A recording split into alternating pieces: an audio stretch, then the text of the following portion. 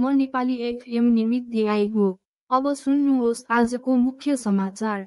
पहिलो समाचारमा नेपालमा विभिन्न कार्यक्रम गर्दै 12औं अन्तर्राष्ट्रिय योग दिवस मनाइएको छ, जसमा शिक्षा तथा खेलकुद मन्त्रालयले आइतबार आयोजना गरेको कार्यक्रमले अनुशासित र सन्तुलित जीवनका लागि योगको महत्त्वलाई उजागर गरेको छ।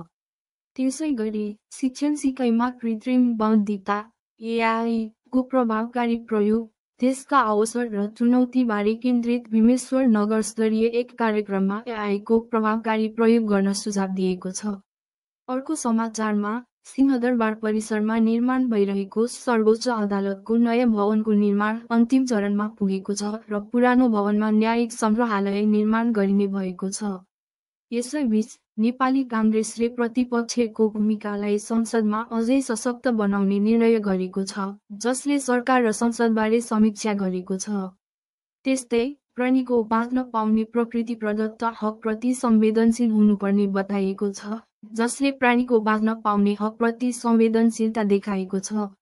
अर्कोतर्फ सरकारको नेतृत्व गरिरहेको राष्ट्रिय स्वतन्त्र पार्टी रासपा को प्रथम अधिवेशन चितवनमा सुरु भएको छ, जसले परिवर्तन संस्थागत गर्ने उद्घोष गरेको छ।